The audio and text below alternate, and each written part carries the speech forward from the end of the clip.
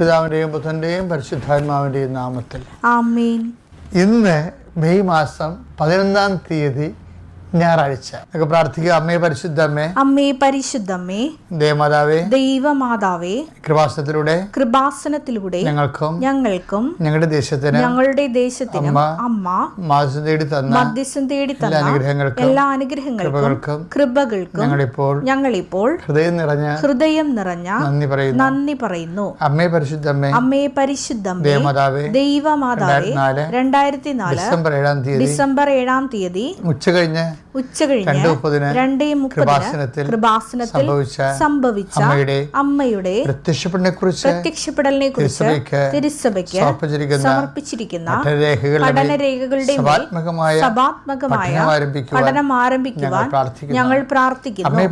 അമ്മേ പരിശുദ്ധമ്മേ, ഭൂസ്വർലോകങ്ങളുടെ രാജ്ഞിയായ അങ്ങേയ്ക്ക് ഭൗമസംരക്ഷണത്തിനായി പ്രപഞ്ച പ്രകൃതിയെ തന്നെ തിരുസഭ പ്രതിഷ്ഠിക്കുവാൻ ഈ പ്രത്യക്ഷീകരണം വഴി ഇടയാക്കണമേ. പരിശുദ്ധമ്മേ, ജപമാല മാതാവേ, സകല പ്രാർത്ഥനകളോടും ചേർത്ത് ഞങ്ങളിപ്പോൾ പ്രാർത്ഥിക്കുന്ന ഈ കുടുംബത്തിന്റെ പ്രത്യേക നിയോഗം പറ മക്കളെ.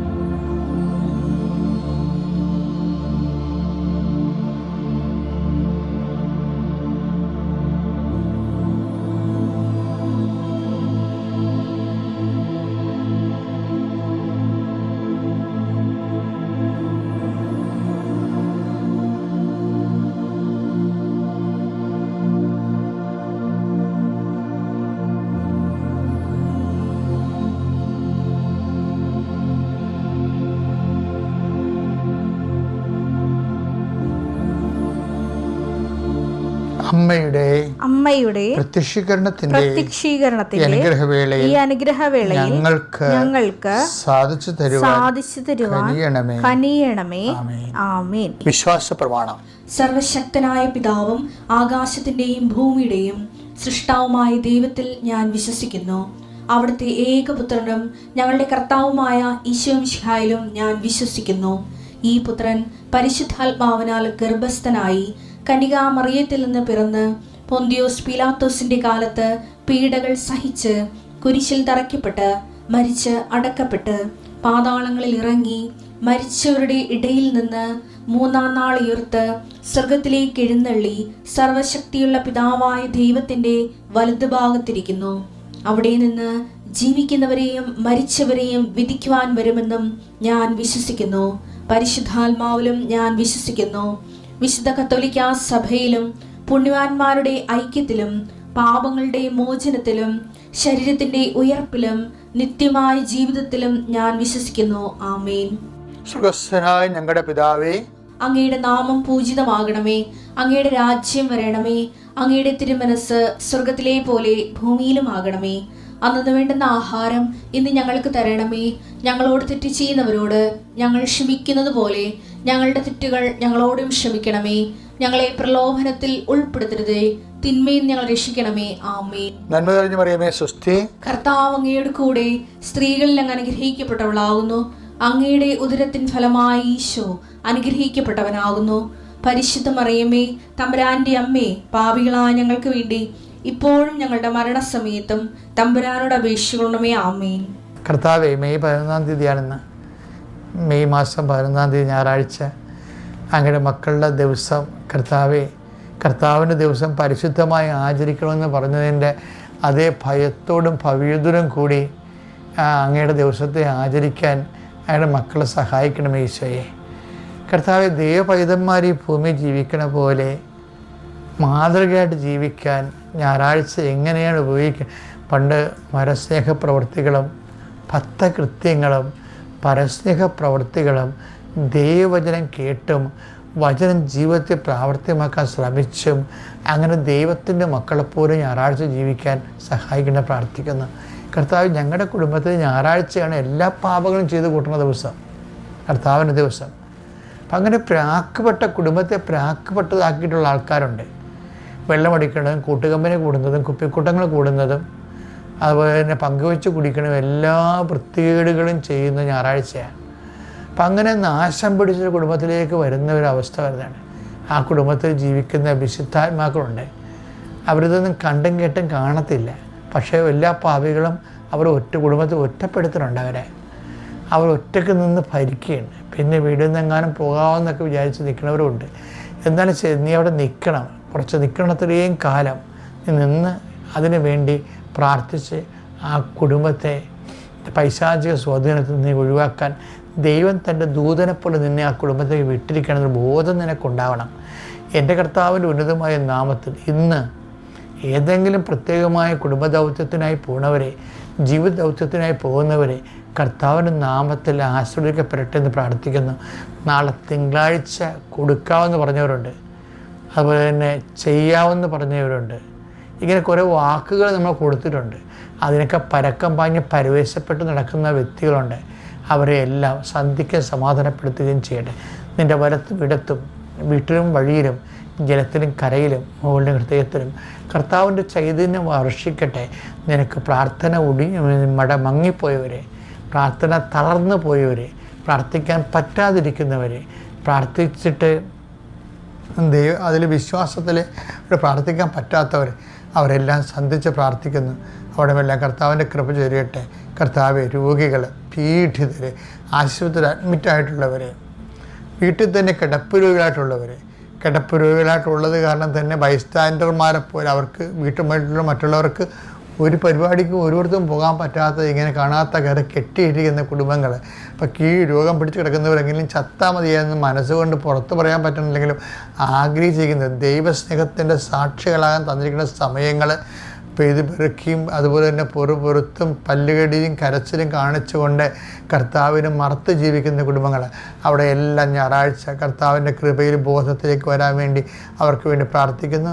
എൻ്റെ കർത്താവിൻ്റെ ഉന്നതമായ നാമത്തിൽ സഭയുടെ അധികാരത്തിൽ കുരിശടയാളത്തിൽ നീ നിൻ്റെ കുടുംബവും കർത്താവിൻ്റെ നാമത്തിൽ ഇന്ന് ആശീർവദിക്കപ്പെടട്ടെ. ടാർജറ്റിങ്, കമ്പനിക്കാർ ടാർജറ്റ് കൊടുക്കത്തില്ലേ?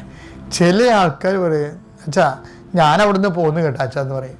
ഏത് ഓരൊക്കെ ബാങ്കിന് വരുന്നത് ഞാൻ പറയണില്ല, ആ ബാങ്കിൽ ഞാൻ പോയി. എന്താ എൻ്റെ അച്ഛാ ടാർജറ്റ് ആരെക്കൊണ്ട് താങ്ങും, അപ്പം ഞാൻ മടുത്തെന്ന് പറയും.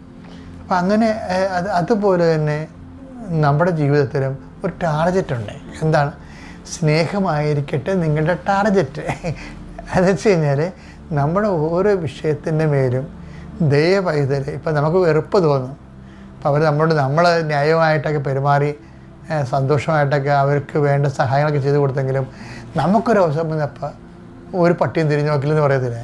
അപ്പോൾ അവർക്ക് വെറുപ്പ് തോന്നും. അപ്പോൾ കർത്താവിൻ്റെ വചനം എന്ന് പറയും, വെറുപ്പായിരിക്കട്ടെ നിങ്ങളുടെ ലക്ഷ്യമൊന്നുമല്ല, സ്നേഹമായിരിക്കട്ടെ നിങ്ങളുടെ ടാർജറ്റ്. അപ്പോൾ എങ്ങനെ എല്ലായിടത്തും സ്നേഹത്തിന് ടാർജറ്റായി കഴിഞ്ഞാൽ ഉണ്ടല്ലോ, നിങ്ങൾ എക്വിപ്ഡാവും, ആംഡാവും, നിങ്ങളുടെ പ്രതിരോധ ശക്തി വർദ്ധിക്കും. അപ്പോൾ നിങ്ങൾക്ക് എല്ലാത്തിനെയും അതിജീവിക്കാൻ കഴിയും. അങ്ങനെയാണ് സ്നേഹം എല്ലാത്തിനെയും അതിജീവിക്കുന്നുവെന്ന് 1 Corinthians 14:1. സ്നേഹമായിരിക്കട്ടെ നിങ്ങളുടെ ലക്ഷ്യം. ഇപ്പോൾ ചില ബിസിനസ് കമ്പനിക്കാരൊക്കെ ടാർജറ്റ് കൊടുക്കത്തില്ലേ? അതുപോലെ ബൈബിൾ നമുക്ക് തരുന്ന ടാർജറ്റ് എന്താണ്? സ്നേഹമാണ്. ഇപ്പം നിങ്ങൾ ഒരു ആളെ സഹായിച്ചാലും പ്രാർത്ഥിച്ചാലും ഒരു പ്രവർത്തനം ചെയ്താലും, ഇപ്പം ജർമ്മനും അതുപോലെ തന്നെ ഫ്രഞ്ചുമൊക്കെ പഠിപ്പിച്ചു കൊടുക്കണം, ട്യൂഷൻ കൊടുക്കണമല്ലേ? കൂട്ടുകാർക്ക് അത് ട്യൂഷനൊക്കെ കൊടുക്കും. അപ്പോൾ നമ്മൾ വിചാരിക്കും കൂട്ടുകാർ നമ്മളോട് കുറച്ചുകൂടി പ്രതിപത്തിയുള്ളവരായിരിക്കും എന്നൊക്കെ. അതാണ് നമ്മൾ ഉദ്ദേശിക്കുന്നത്. പക്ഷെ അതല്ല, അത് അറിവില്ലാത്തവരെ പഠിപ്പിക്കുക എന്ന് വെച്ചാൽ കാരുണ്യപ്രവൃത്തിയല്ലേ? അപ്പോൾ ദൈവസ്നേഹത്തിൻ്റെ പേരിലാണ് നിങ്ങൾ ആ ജർമ്മൻ പഠിപ്പിച്ചു കൊടുക്കണമെങ്കിൽ അത് സ്നേഹമായിരിക്കട്ടെ നിങ്ങളുടെ ലക്ഷ്യം. ഇപ്പോൾ എന്ത് ചെയ്താലും എക്സ്ട്രാ ചെയ്യുന്ന കാര്യങ്ങളല്ല, എക്സ്ട്രാ ചെയ്യുമ്പോഴേ നമുക്ക് പെയിൻ ഉണ്ടാവുകയെ. നമുക്ക് സഹിക്കാൻ പറ്റുന്നതിനേക്കാൾ കൂടുതലാകുമ്പോഴാണ് വേദന എന്ന് നമ്മൾ പറയണത്. സഹിക്കാൻ പറ്റുന്നതാണെങ്കിൽ നമ്മൾ മൈൻഡ് ചെയ്യത്തില്ല അല്ലേ? പല്ലുവേദന, എനിക്ക് 2-3 ദിവസം വേദന ഉണ്ട്, ഞാൻ ശ്രദ്ധിച്ചില്ല. ഇന്നിപ്പോൾ ഒരു ഭക്ഷണം കഴിച്ചപ്പോൾ പല്ലിട്ട് കൊണ്ട്, അപ്പോൾ എക്സ്ട്രാ വന്ന വേദനയാണ്. 2-3 ദിവസമായിട്ട് എനിക്ക് വേദന ഉണ്ട്, പല്ലുവേദന ഉണ്ട്. ഇന്ന് വർഷം കഴിഞ്ഞപ്പോൾ ആ പല്ലിന് ആ വേദനയുള്ള പല്ലേ വെച്ച് കടി കിട്ടി. അത് ഇറച്ചിയായാലും വേറെ എന്ത് സാധനം കടിച്ചപ്പോൾ അവിടെ വേദന എടുത്ത്. ഇപ്പോൾ എക്സ്ട്രാ വേദന വന്നപ്പോൾ സഹിക്കാൻ പറ്റാത്തതായി. അപ്പോൾ അത് വേദനയായി. എക്സ്ട്രാ വരുന്ന വേദനയാണ് വേദന എന്ന് പറയണത്. അപ്പോൾ എക്സ്ട്രാ വരണ എന്ത് ചെയ്യാവുന്നതാണ്? എക്സ്ട്രാ വരുന്ന വേദന എന്ത് ചെയ്യണം? അത് കർത്താവിൻ്റെ സഹനങ്ങൾ കൂട്ടിച്ചേർക്കുക. അതാണ് വിശേഷ വിധിയായി നിങ്ങൾ എന്താണ് സഹിക്കുന്നത് എന്താണ് ചെയ്യുന്നത്. മത്തായി 5:47 എടുത്തേ. സഹോദരങ്ങളെ മാത്രമേ നിങ്ങൾ അഭിവാദനം ചെയ്യുന്നുള്ളെങ്കിൽ വിശേഷവിധിയായി എന്താണ് നിങ്ങൾ ചെയ്യുന്നത്? ചെയ്യുന്ന കാര്യമായാലും ശരി, ചൊല്ലുന്ന കാര്യമായാലും ശരി, വേദന ആയാലും ശരി, എക്സ്ട്രാ വരുന്നതിനാണ് മാർക്കുള്ളത്. മനസ്സിലായില്ലേ? വിശേഷവിധിയായി നിങ്ങൾ എന്താണ് ചെയ്യണത്? വിശേഷവിധിയായി നിങ്ങൾ എന്താണ് വേദനിക്കുന്നത്? ഇപ്പം നമുക്കൊരു കുഞ്ഞിനെ വളർത്തിക്കൊണ്ടുവരാൻ മാതാപിതാക്കന്മാർക്ക് സ്വാഭാവികമായിട്ടുള്ള ചില ഭാരങ്ങളുണ്ട്, അല്ലേ? ഇപ്പോൾ ചില കുഞ്ഞുങ്ങൾക്ക് ഓട്ടിസമൊക്കെ ഇരിക്കും.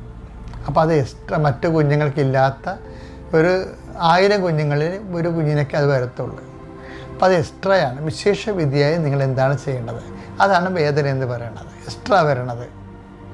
ഇപ്പം നിങ്ങൾ മര്യാദക്കൊക്കെ ജീവിക്കുന്നു.